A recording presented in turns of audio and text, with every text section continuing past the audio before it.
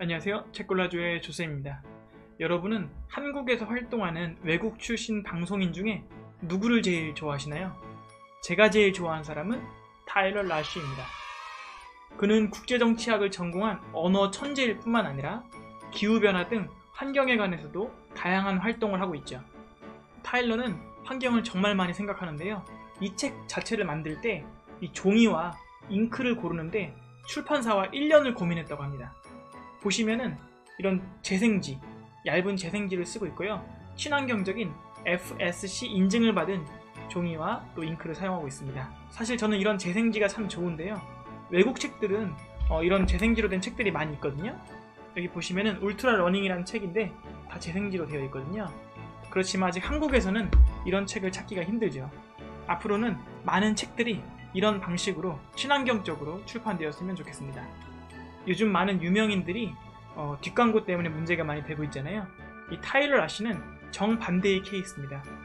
타일러에게 치킨 광고와 자동차 광고가 들어왔었다고 하거든요.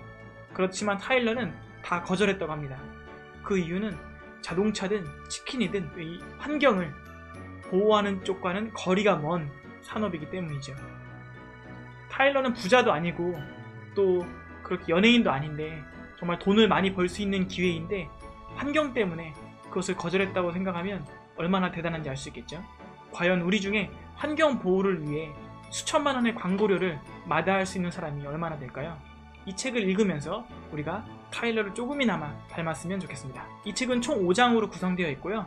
1장에서 3장은 이성적이고 논리적인 타일러의 모습을 볼 수 있고요. 4장과 5장은 다소 감성적인 타일러의 모습을 볼 수 있습니다. 저는 주로 1장, 2장, 3장을 리뷰해 드리도록 하겠습니다. 한때 지구온난화, 글로벌 워밍이라는 용어가 사용되었었죠. 그런데 이제는 그 단어가 너무 약하다는 의미가 있어서 좀 더 강한 뜻인 climate change, 기후변화로 바뀌었죠. 하지만 이 change에 대해서도 사람들이 심각성을 잘 못 느끼죠. 그렇기 때문에 타일러는 기후위기, climate crisis라고 써야 된다고 합니다. 저도 정말 그렇게 생각하거든요. 이제는 진짜 위기죠. 어쩌면 조만간에 climate catastrophe, 기후 대재앙이라고 표현해야 될 날이 올지도 모르겠습니다. 저자는 다양한 방식으로 기후위기의 심각성을 설명하는데요. 예를 들어서 경제적인 용어로 설명합니다. 단순하게 보면 지구가 우리에게 줄 수 있는 이 에너지의 총량을 1이라고 하면 실제 우리가 사용하고 있는 것은 1.75라고 합니다. 만약 돈을 빌린 경우에는 다른 사람이 대신 갚아주거나 또는 우리가 이자까지 쳐서 추후에 갚을 수 있겠죠. 하지만 이 지구에게 빌린 것은 누가 대신 갚아줄 수가 없거든요. 결국은 우리의 목숨으로 갚아야 된다는 거죠. 자, 해수면의 문제도 그렇습니다. 저자는 논리적으로 설명하는데요. 지금처럼 이산화탄소가 계속 증가하면 바다의 흡수열이 엄청나게 증가합니다. 우리는 흔히 숲이 이산화탄소를 많이 흡수한다고 생각하지만 실제로는 바다가 훨씬 더 많이 흡수하죠. 바다는 지구 표면의 75%니까요. 바다가 이산화탄소를 흡수하면 바다의 산성화가 가속화되고 결국 산성화에 취약한 갑각류와 조개류부터 멸종하기 시작합니다. 물론 수온의 상승도 빙하를 다 녹이기 때문에 수많은 나라들을 침수시키게 되죠. 이 책에 따르면 2050년쯤 되면 약 3억 명의 사람들의 거주지가 침수된다고 합니다. 과연 인류가 버틸 수 있을까요? 그리고 전염병은 어떤가요? 빙하와 영구 동토층이 녹게 되면 얼어있던 그런 동식물의 사체가 부패하게 되죠. 그러면 그 속에 있던 바이러스와 박테리아들이 유출되게 됩니다. 그러면 코로나보다 훨씬 더 끔찍한 전염병이 생길 수도 있죠. 그래서 어떤 학자들은 인류가 자연재해보다도 이 전염병 때문에 멸망할 거라는 주장을 하기도 합니다. 그렇다면 타일러는 우리에게 어떤 조언을 주고 있나요? 타일러는 우리가 분노해야 한다고 말합니다.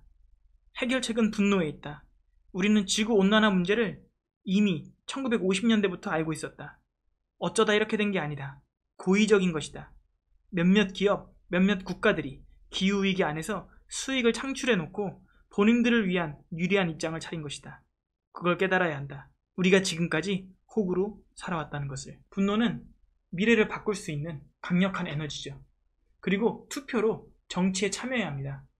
우파나 좌파를 따지는 게 아니고요. 실제로 환경 문제에 관심을 갖고 공약과 주장을 살펴봐야 합니다. 기후위기에 관해 우리나라 문제가 아니다 라고 말하는 사람이라면 표를 주지 말아야 한다. 저도 100% 동감합니다.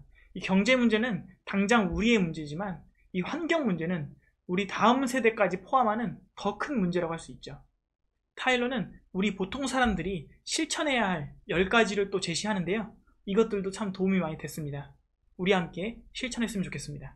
4장과 5장에서는 타일러의 어린 시절에 대한 이야기가 나옵니다. 타일러가 어떻게 환경을 사랑하게 되었는지, 또 이 기후위기를 느끼게 되었는지, 그런 이야기들이 나오는데 이 부분도 재밌었습니다.